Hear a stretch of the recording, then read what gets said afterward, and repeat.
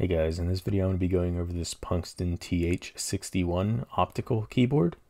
This is a fairly affordable keyboard. I believe it's around $27.99 on Amazon, and this is what you can expect in the package. So it's a small 60% keyboard. It's got the manual, it's got your keycap puller, your switch puller, and a braided cable. For this price point I wouldn't expect much more, and I think, you know, out of the box it's a pretty decent keyboard. I'll have some gripes with it that I'll go on in a bit to talk about, but you know, it's clean, it's functional.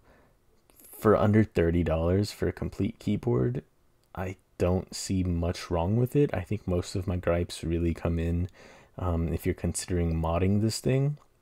But here, I'll give you guys a short little sound test, and after that we'll get into the video talking about what we're going to do to mod it and how this thing turns out. So enjoy.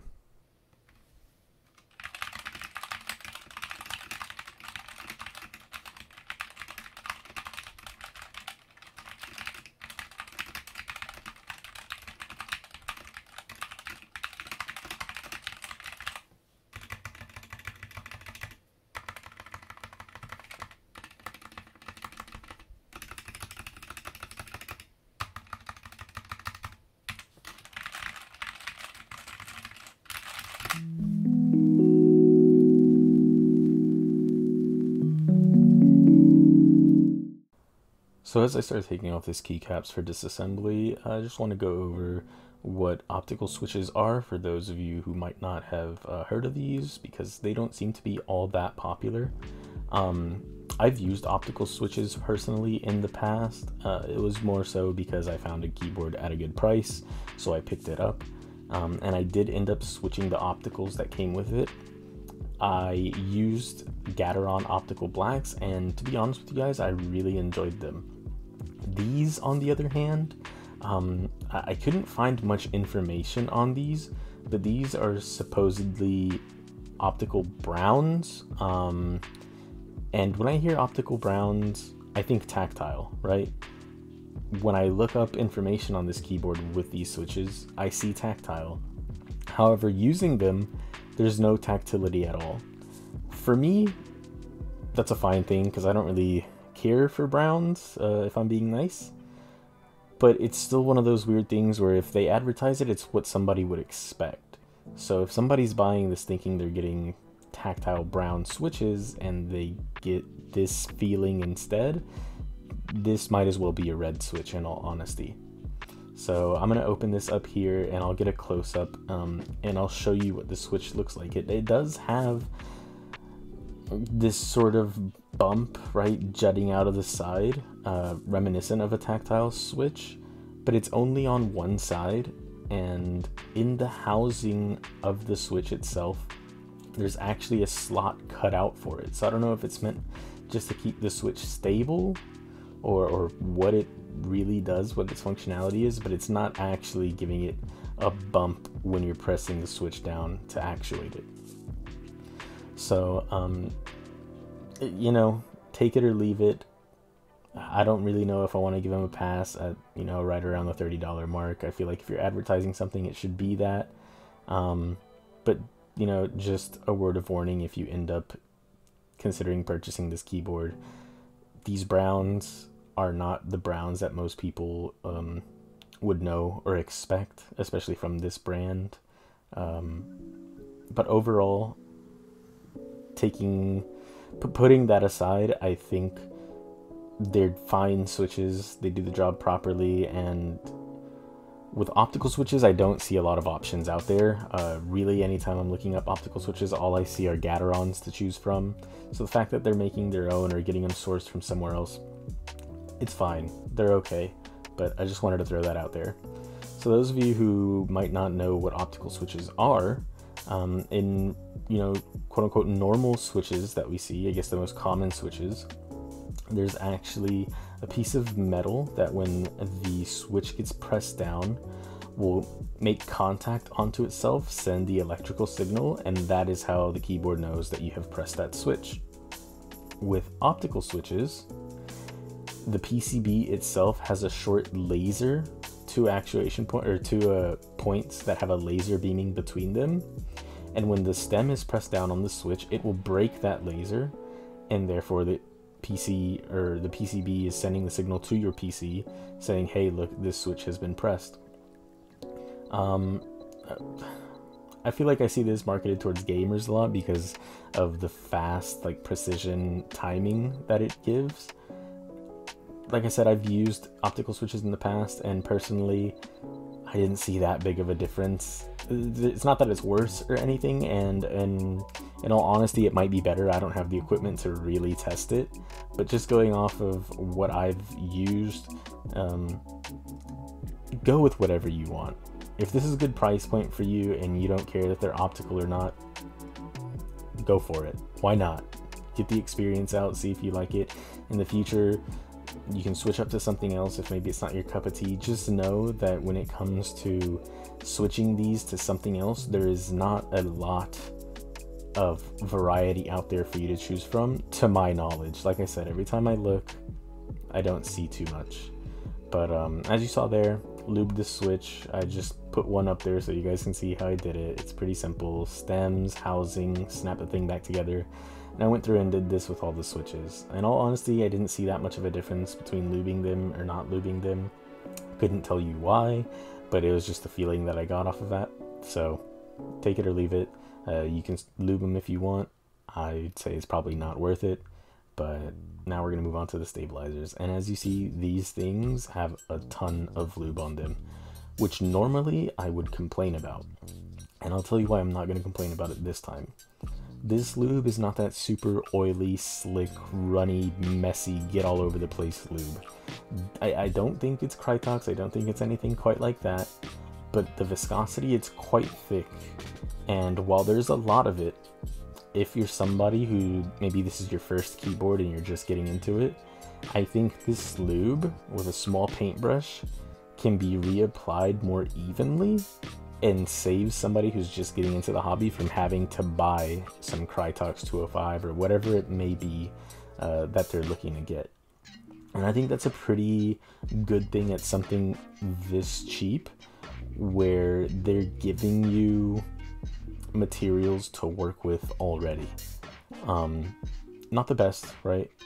And I can't say exactly what it is, but I'm cleaning most of this off because I personally am going to lube it myself, and this is in some pretty hard to reach places, so you see me trying to twist this up, get it in there.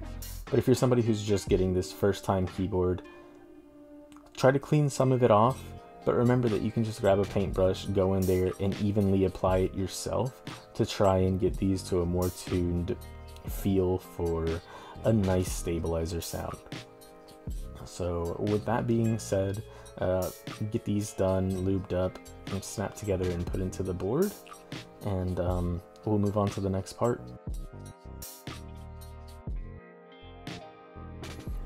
So here I'm just going to throw in a couple switches where I installed the stabilizers to get a little test. I want to make sure they are pretty solid, not too much rattle or anything. With some of these stabilizers, I give them a little pass because I understand they're not going to be the best, but I tried to get them to a point where I'm happy with them and the rattle is minimal. Most of these worked out pretty fine. The spacebar did give me a little bit of an issue, but that's okay. What can you do? You work with what you've got. Now here you see me taking some of the switches that I just put in back out, and that is because the optical switches, it doesn't really matter which way you put them in. However, one thing that you should make sure you do is on the little window on the switches, you want to make sure it lines up with the LEDs on the PCB. If you don't like RGB, you can switch them the other way, it'll dim them. But everybody should have them facing the right way, because even though I'm not the biggest fan of RGB, we should all understand that when you have your RGB lights turned on, you gain plus 100 skill in whatever it is you're doing. So there's some little advice: make sure these are facing the right way, and you want to cash in on that buff when you're using this thing. So now we're just going to slap this thing back together. I'm going to put some screws back, you know, make sure they're all in the right place, make sure I'm using the right screws. I found that there was a good bit of screws for this keyboard, but I guess they'd rather be safe than sorry. With that done, we're gonna slap some tape on this thing. I'm gonna do 2 layers of tape, and you'll see here I'm doing 1 layer, I'm pushing it back in, just to make sure that those holes punch through. That's one method of doing it. It's pretty easy. The tape's pretty easy for the plastic to just cut through with a good bit of pressure. If you're having trouble, don't ever force it. You don't want to break any standoffs. I've never seen that happen, but hey, I'm sure it could happen. And you'll see here on this one, I'm using some tweezers to go through and poke the holes. Another method I do, I find it a little safer at times if I'm struggling and I don't want to put too much pressure on the board itself. So making sure I use the tweezers, make a little hole, and once we pop this thing back together, we are good to go. So I will put the screws back in on this side, secure this thing down, and as I do this, you'll see I end up doing one of the screws here. I believe it's the bottom right, this one, and I am turning this thing quite a bit. Didn't really understand why until I realized this next one did not grab. So I believe this screw is longer than all the others because it reaches down and grabs to the bottom part of the case or something. Maybe that standoff is shorter. I'm not sure what the reason was behind it. But with all that done, you see me tapping the keyboard. Sometimes with these budget, cheaper keyboards, depending on how you torque these down, they can be a little warped. I don't know if you've ever experienced that, where one corner is kind of lifting as you're typing and stuff. If you do have that, it might be that one side is torqued down more than the other, and that's one way to get rid of that. So here, I'm going to start putting the keycaps on. These are a mystery keycap set that I got off of AliExpress. I've done this maybe 2 or 3 times now, and I have fun every single time opening that box and seeing what I got. Most times with these mystery keycap sets, it's just a plain black box shipped over. No information on what it is, or at least if there's information on it, I can't read it because I cannot read any Chinese dialect. So yeah, I'm in the dark as to what these are. I tried, taking a picture, comparing them to other keycaps, and I could not tell you what this theme is, what this colorway is on these keycaps. So if you know, please feel free to comment down below what these are. I really like them. I wish I knew what they were so I could see what the real ones are, because of course with most of these mystery keycap sets bought on AliExpress, they are clones. But when you're working with a budget, it's 9 times out of 10 your best option to get something on the cheaper side. In the future, if you really get into this hobby, of course, pay some of that back to the better higher end keycap sets, but for now this is what we're working with. So with this being finished, I'm going to go ahead into the sound test, and then at the end I'll come back with a little review of everything that I think.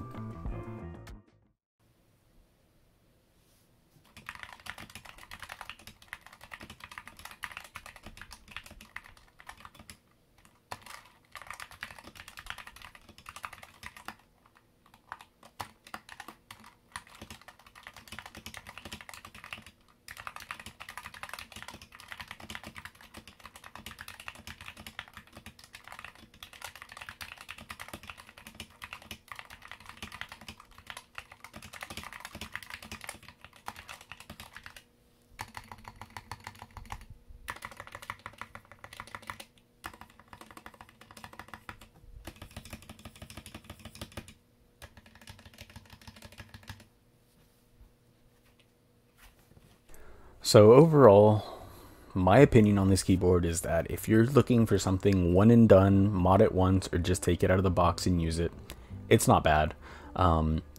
Aside from the company themselves maybe marketing a little wrong, having a little oopsie saying these are tactile and them not feeling tactile at all, I think aside from that, everything is great. However, if this is something that you want to dip your feet in and potentially get into modding more, I'm going to say it's going to have to be a pass on my end. Optical switches just don't provide enough variety. If you want to come back in, switch to something else later, give a different few switch types, silence, tactiles, linears, all that use the traditional pins. And if you're somebody who's looking for something like that, this just isn't going to accomplish that. If you're trying to mess around with optical switches for the first time and you don't want to break the bank, this might be a good option for you. Stabilizers overall, I probably could have done a little better job tuning them, but I don't think it's going to get too much better than what it was at the end. I don't think they're bad. I don't think they're great. They sit right in the middle at a pass for me. Yes, they're a little rattly, but that's to be expected with something under $30. So I hope you guys enjoyed this. If you did, please like and subscribe. Feel free to leave a comment in the video, and I appreciate every single one of you for sticking through me to the end. So have a good day, guys, and I'll catch you next time.